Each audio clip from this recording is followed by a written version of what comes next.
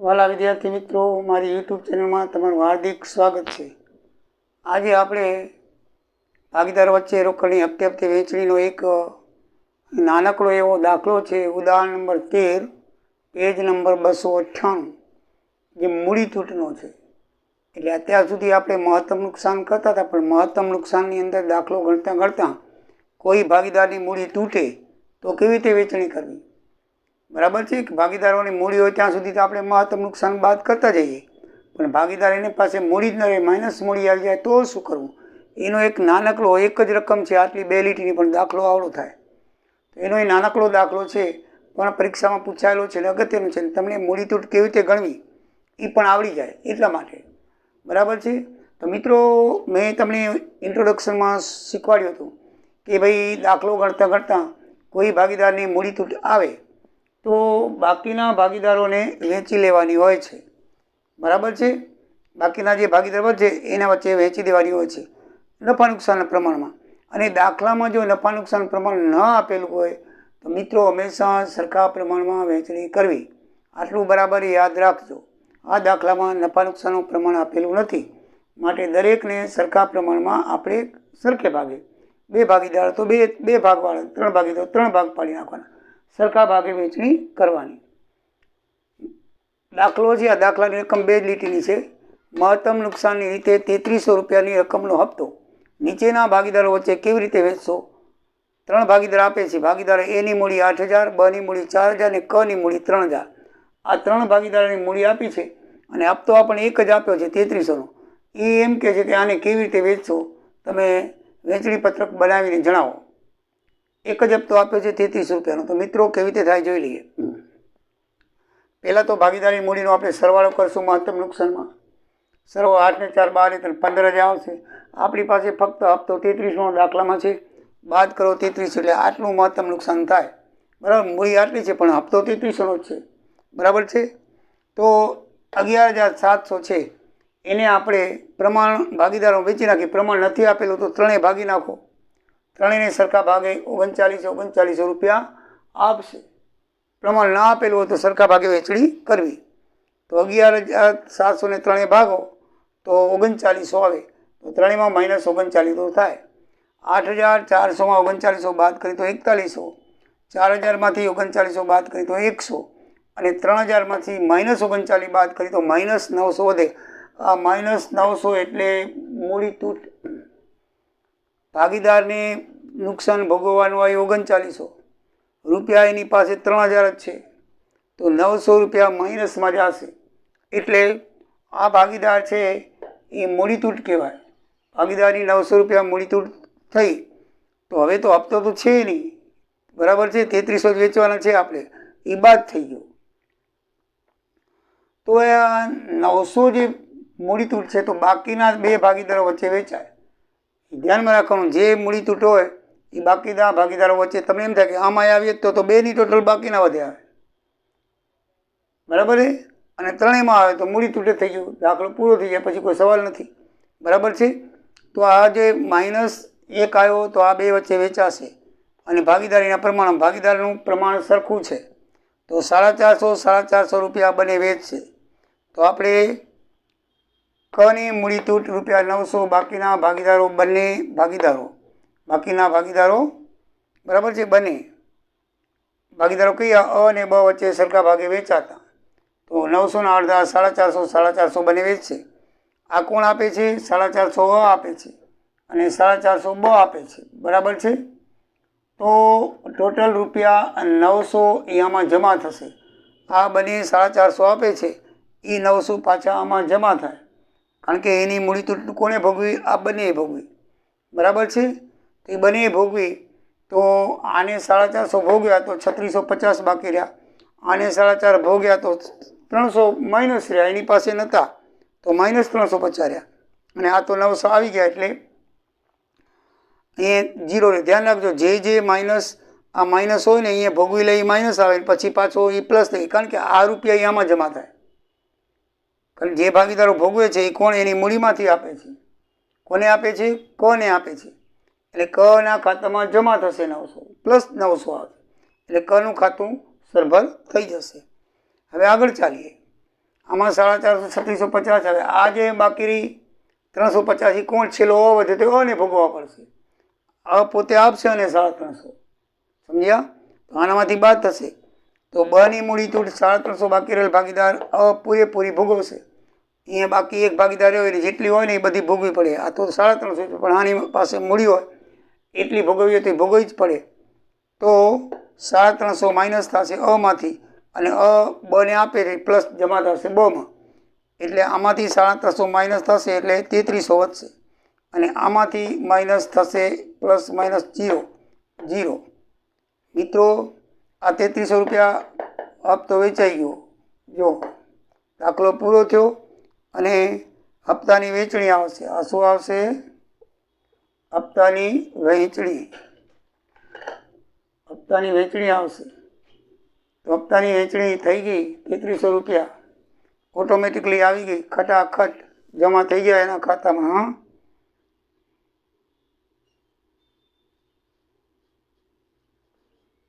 હપ્તાની વહેંચણી 3300નો હપ્તો હતો અને 3300નો હપ્તો વેચાઈ ગયો. હવે તો કાંઈ નથી, દાખલામાં એક જ હપ્તો આપ્યો તો ભાગીદાર અને મળ્યો એની મૂડી વધારે છે. તો હવે મૂડી તૂટ કેટલી આવશે? ભાગીદાર પાસે 8000 રૂપિયા હતા, એને 3300 રૂપિયા મળ્યા હપ્તાના બસ. તો બાકી એટલે 8000માંથી 3300 બાદ કરી લે 4700 રૂપિયા એને ભોગવવા પડ્યા. બરાબર ને? કેટલા ભોગવવા પડ્યા? 4700 રૂપિયા. આની પાસે 4000 હતા, એને ભાગે કાંઈ ના આવ્યું તો 4 એના તૂટ્યા. આની પાસે 3000 હતા, એની ભાગે હપ્તામાં કાંઈ ના આવ્યું. 3300 હપ્તો અને મળી ગયો. બરાબર છે ને? એને બંનેની ખોટ ભોગવી એટલે એને જ મળે ને. બરાબર ને? એ સદ્ધર છે. બરાબર છે? તો આ 3300 રૂપિયા એને મળ્યા તો આને કાંઈ ન મળ્યું, આને પણ કાંઈ ન મળ્યું. તો આના 3000 તૂટ્યા અને આના મિત્રો 4000 તૂટ્યા. તો મૂડી તૂટ આવે ત્યારે બરાબર ધ્યાનમાં દાખલામાં રાખવાનું કે જે નુકસાન આવે છે ને એ નુકસાન બાકીના ભાગીદારોમાંથી બાદ કરવાનું અને એનું જે ટોટલ આવે જે મૂડી તૂટવાળું હોય એને ઉમેરી દેવાનું. એટલે માઇનસ પ્લસ થાય એટલે એ ભાગીદાર શૂન્ય થતો જાય. આ એ શૂન્ય થયો, આ એ શૂન્ય થયો. બાકીની રકમ વધે એ હપ્તો જ હોય અને એ હપ્તો જે બાકી ભાગીદાર વધ્યો હોય એને મળે. તો 3300નો હપ્તો હતો, 3300 એને અને મળ્યા, બાકીને કાંઈ ન મળ્યું, 0. તો એ બેની મૂડી તૂટ 4000 3000. આને 8000માંથી 3300 મળ્યા એટલે 3700 રૂપિયાની મૂડી તૂટ આવી. તો મૂડી તૂટ આ રીતે આવી. મિત્રો સમજણ પડી? મૂડી તૂટનો દાખલો વચ્ચે મહત્તમ નુકસાનમાં આવે, બરાબર ને? ઓમાં ના આવે. તો મહત્તમ નુકસાન વખતે ગણતી વખતે બસ એક મૂડી તૂટી યાદ રાખવાની હોય. બાકી મહત્તમ નુકસાનની પદ્ધતિ સહેલી છે. મૂડી તૂટ આવે ત્યારે આ રીતે ગણવાનું. પણ જેમ નુકસાન વેચો છો એમાં આ મૂડી તૂટ નુકસાન વેચો છો તેવી રીતે આપણે આ એની મૂડી તૂટ આવે માઇનસ મૂડી તૂટ આવે માઇનસ નુકસાન આવે એ વેચવાનું. એવી રીતે સેમ એટલું ખરું કે રહ્યું આપણે હપ્તામાંથી લઈએ છીએ, આ ભાગીદાર પાસે જ લેવાનું. જે બચ્યા હોય ને ભાગીદાર એની પાસે લઈ લેવાનું. આ બેમાં માઇનસ આવે તો બેનું ટોટલ કરીને આના કરી લઈ લેવાનું. બાજુવાળો જેની પાસે મૂડી હોય ને એની પાસે લઈ અને આમાં વત્તા કરીને સરભર કરી દેવાનું. એટલે એ બે માઇનસ એ બે 0 થઈ જાય અને બાકીનો ભાગીદાર વધે એને હપ્તાના મળી જાય. અને એને હપ્તાના મળે એટલે એના ભાગમાં 8000ને બદલે 3300 મળ્યા, 4700 ભોગવાના આવે. અને આ લોકોને તો ભોગવાનું પૂરેપૂરું હોય, કંઈ મૂડી જ નથી. તો મિત્રો હવે આગળ થોડાક આપણે હેતુલક્ષી પ્રશ્ન જોઈએ અને પછી આ પ્રકરણ પૂરું કરીએ. બરાબર છે? ચલો હેતુલક્ષી થોડા જોઈએ.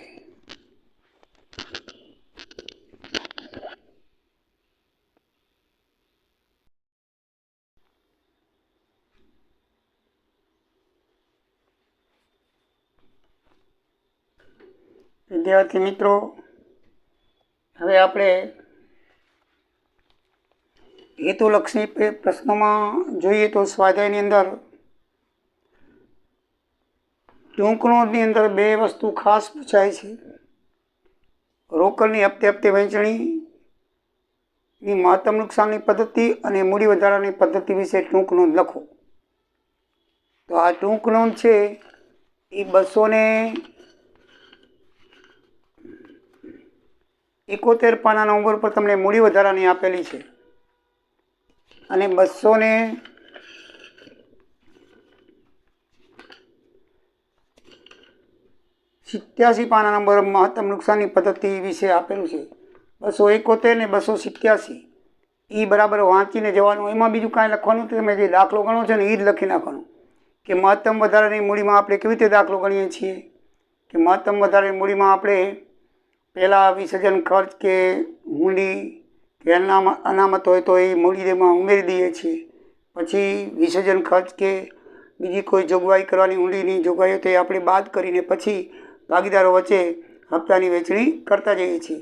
અને છેવટે ભાગીદારોની વિસર્જન ખર્ચની જો રકમ વધે તો છેલ્લા હપ્તાની અંદર આપણે ઉમેરીએ છીએ. શું કરીએ છીએ? છેલ્લા હપ્તાની અંદર ઉમેરીએ છીએ. એવી રીતે હુંડીની રકમ જે પાકતી તારીખ જે હપ્તામાં આવે એ તારીખમાંથી આપણે બાદ કરી છે. અને આ રીતે ભાગીદારોની મૂડી વધારાની રીતમાં ગણતરી કરવામાં આવે છે. એવી રીતે મહત્તમ નુકસાનનું પણ લખી નાખવાનું કે મહત્તમ નુકસાનની અંદર પહેલાં ભાગીદારોની જે મૂડી છે એનું ટોટલ મારવામાં આવે છે અને ટોટલ મારી અને એમાંથી હપ્તો છે એ બાદ કરવામાં આવે છે. જે નુકસાન છે એ ભાગીદારોના નફા નુકસાન પ્રમાણમાં વેચતા જવાનું છે. બરાબર છે. પહેલી ચૂકવણી તો જે પ્રાયોરિટી છે એ પ્રમાણે લખવાનું. પહેલાં ટૂંકમાં લખવાનું કે પહેલી બહારના લેણદારો જેવા કે બેંકની લોન હોય, ભાગીદાર બેંકની લોન હોય અથવા તો બીજી કોઈ લેણદાર હોય તો એને ચૂકવવામાં આવે છે. ત્યારબાદ ભાગીદારોની લોન ચૂકવવામાં આવે છે અને ત્યારબાદ આપણે ભાગીદારોને મહત્તમ મૂડી વધારો કે જો લખતા હોય મહત્તમ મૂડી તો મહત્તમ મૂડી વધારા પ્રમાણે વેચવામાં આવે છે.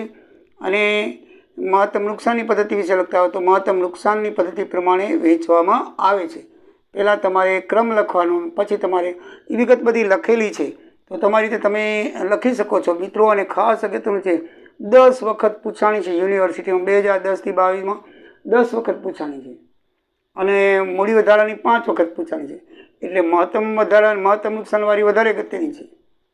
કરવાની બે પણ બીજું કાંઈ નથી. તમે કઈ રીતે દાખલો ગણો છો અને પ્રાયોરિટી ખર્ચને કઈ રીતે આપવાની છે બસ એ રીતે 8-10 લીટીમાં લખી નાખો. 5 માર્કની તો 5 લીટીમાં લખી નાખો. આપણને આવડે લખતા તો એ ખાસ ધ્યાન રાખજો. પછી હેતુલક્ષી દાખલા નંબર 1ની અંદર લખ્યું છે કે એની રકમ જ છે એક રકમની આવડી જ છે એટલે મેં અહીંયા રકમ નથી લખી. એમાં બે ભાગીદારો છે પૂર્વી અને મોનિકા. એની મૂડી 15,37,500 છે. બરાબર છે. એમાં પૂરી લોન 7500 છે અને હપ્તાની રકમ 46,500 આપી છે અને વિસર્જન 1500 આપ્યા છે. તો એની મહત્તમ નુકસાનની રીતે વહેંચણી બતાવો એમ કહે છે. બરાબર. દાખલા રકમ આ જ છે. બરાબર. તો આપણે બાકીઓ લખી નાખી તો પૂરી લોન 7500, 500 પૂર્વીની રકમ મૂડીની અને એ મોનિકાની. પહેલો હપ્તો દાખલામાં લખ્યું કે 46,500, વિસર્જન ખર્ચ 15 લખ્યું છે એટલે બાકી રકમ 45,000 રહી. બરાબર છે. તો 45,000 આપણે પહેલાં 7500 પૂરી લોનના દઈ દેવા પડે. તો બાકી હવે આપણે કરીએ 37,500 રૂપિયા રહ્યા. 37,500 રૂપિયા રહ્યા તો આ બેનું ટોટલ મારો તો એ બેનું ટોટલ કેટલું થાય છે? 37 આનું 52,500 ભાગીદારની મૂડી. હવે તો મહત્તમ નુકસાનની ગણવાની છે તો ભાગીદારના મૂડીનું ટોટલ બાદ હપ્તો. આપણે હપ્તો આટલો જ આવ્યો તો 46,500 પણ આપણી પાસે આટલા જ છે એટલે હપ્તાની બાકી રકમ બાદ કરી નાખી એટલે આપણી પાસે મહત્તમ નુકસાન 15,000નું થાય. તો ભાગીદારીનું પ્રમાણ 3:2 છે તો એ 9,000 ને 6,000 બાદ કરો તો 35માંથી 9,000 બાદ કરો 28,500, 15માંથી 6 બાદ કરો તો 9,000. બરાબર છે. તો મૂડી તૂટ કેટલી આવી? તો આની 37,500 હતી એમાંથી એને 9,000 મળ્યા. બરાબર છે. સોરી 28,500 મળ્યા. જો હપ્તાની વેચણી છે 28 9 37,500 આ બાદ કરી મહત્તમ નુકસાન એટલે હંમેશા હપ્તાની વેચણી આવી જાય ઓટોમેટિકલી. બરાબર છે. તો 47,500માંથી એને કેટલા મળ્યા? 28,500. તો એને 9,000ની તૂટ આવી અને 37,500માંથી આને કેટલા મળ્યા? 9,000. તો એને 6,000ની તૂટ આવી. બરાબર ને. આ 37,500 રકમ છે એની આપણે વેચણી ઓટોમેટિકલી થઈ ગઈ. 28,500 પૂરીને ભાગે આવ્યા, 9,000 રૂપિયા મોનિકાને ભાગે આવ્યા. 3:2ના પ્રમાણે વેચતા. બરાબર. મહત્તમ નુકસાન વેચી એટલે ઓટોમેટિકલી હપ્તો આવી જાય. મહત્તમ નુકસાન આપણે 3:2માં વેચ્યું તો તમને ખ્યાલ છે એ બાદ કર્યું એટલે ઓટોમેટિકલી હપ્તાની વેચણી આવી જાય. મેં તમને કીધેલું જ છે કે ઓટોમેટિકલી નુકસાન બાદ કરો એટલે હપ્તાની વેચણી ઓટોમેટિકલી આવી જાય. ખટાખટ ભાગીદારોના ખાતામાં જમા થઈ જાય. તો 28,500 9,000 જમા થઈ ગયા. તો હવે આ 37,500માંથી 28,500 એને મળ્યા તો 9,000 તૂટ થયા. 15,000માંથી 9,000 મળ્યા એને આપતાના મળ્યા ને આમાંથી 37,500 બંનેને આટલા મળ્યા તો 6,000 રૂપિયાની તૂટ થઈ. તો મૂડી તૂટ 9,000 અને 6,000 તમારો જવાબ આવે. દાખલા નંબર 2માં છે કે 20,000નો હપ્તો છે. નનકી રકમ હશે પણ દાખલાનો જવાબ મોટો થાય છે. 20,000નો હપ્તો છે તો નરેન્દ્રને 42,000, ચાર્જીસના 12,000 અને કિશોરના 26,000 હોય તો એ હપ્તો વેચી બતાવો. નફા નુકસાનનું પ્રમાણ 5:4:3 છે તો આપણે કુલ મૂડી 80,000 થાય. બરાબર છે. મહત્તમ નુકસાનના દાખલા વધારે પૂછ્યા છે એટલે એ જ ટ્રાય કરવાની આપણે. તો 80,000 રૂપિયા થયા તો એમાંથી હપ્તો 20,000નો છે બાદ કરો તો નુકસાન કેટલું આવ્યું 60,000નું. તો એને 5:4:3 વેચો તો 25,000, 20,000 અને 15,000. તો આને 42માંથી 25,000 17, આની પાસે 20માંથી માઇનસ. બરાબર ને, આ માઇનસ થશે તો માઇનસ બાદ કરીએ તો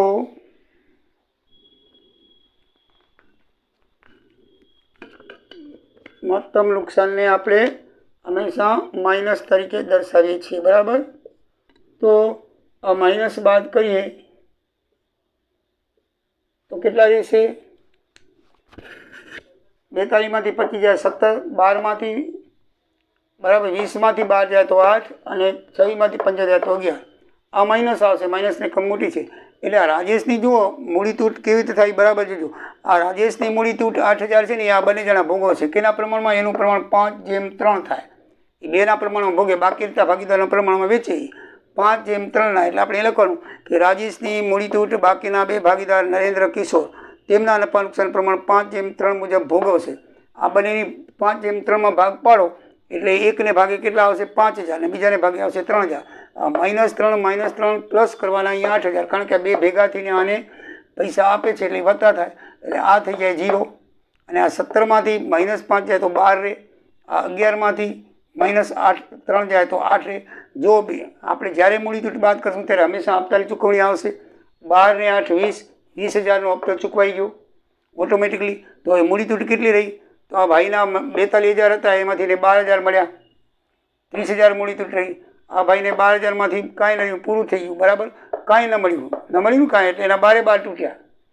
બરાબર, પૂરું થઈ ગયું બધું.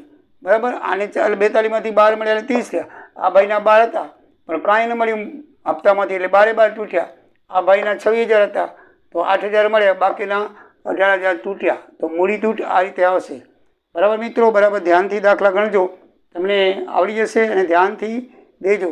હજી 2-3 જોઈ લઈએ. બરાબર છે.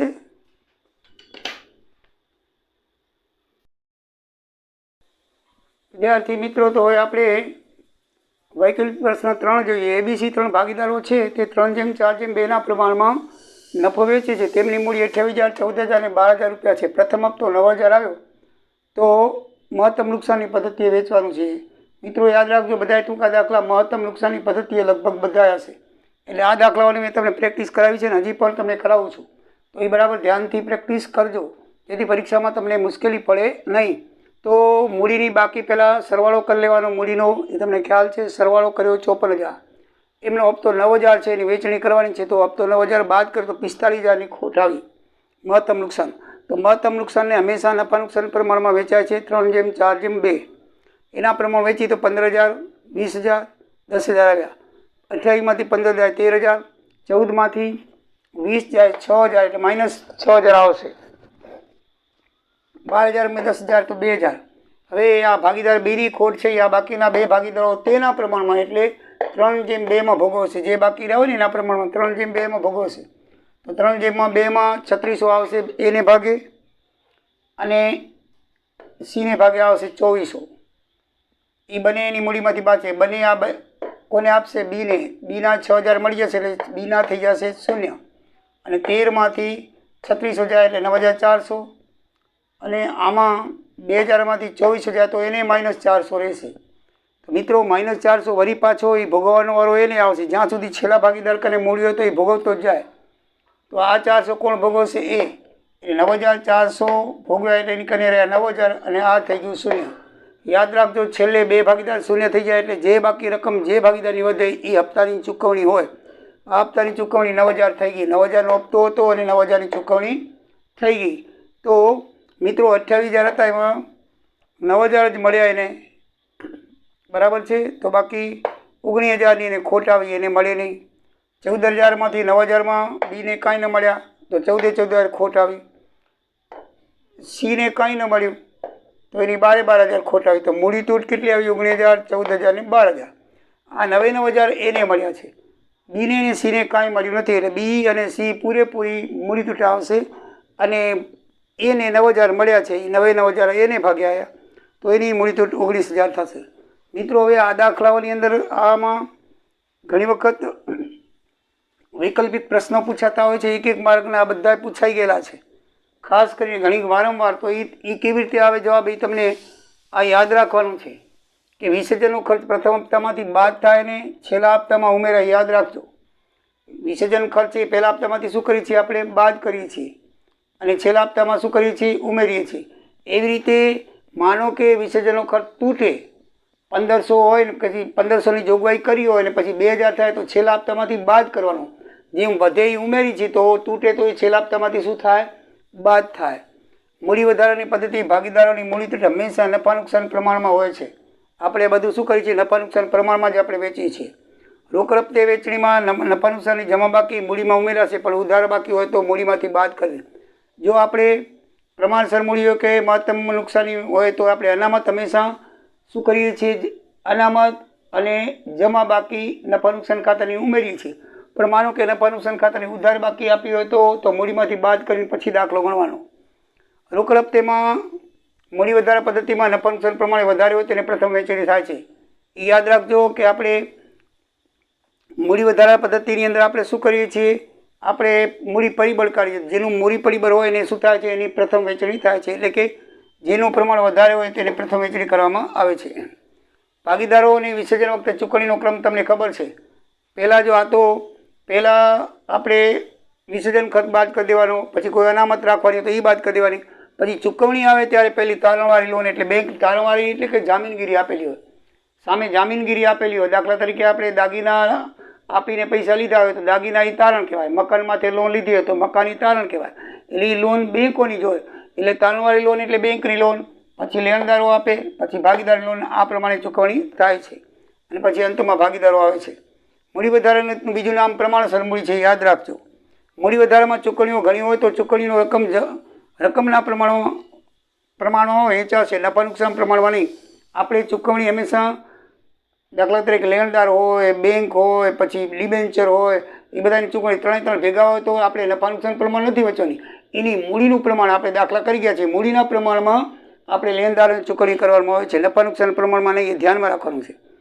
મહત્તમ નુકસાનની પદ્ધતિમાં હપ્તાની વહેંચણી કરતી વખતે ભવિષ્યમાં કોઈ રકમ મળવાની નથી તેમ ધારણા કરવામાં આવે છે. હા, મહત્તમ નુકસાનની પદ્ધતિમાં શું કરી છે કે ભાઈ આ પહેલો જ હપ્તો છે એટલે પહેલો હપ્તો ભવિષ્યમાં બીજો આવવાનો નથી એવી ધારણા કરીને જ આપણે દાખલો ગણવાનો છે. પહેલા હપ્તામાં જે નુકસાન આવે બધું આપણે વેચી દઈએ છીએ.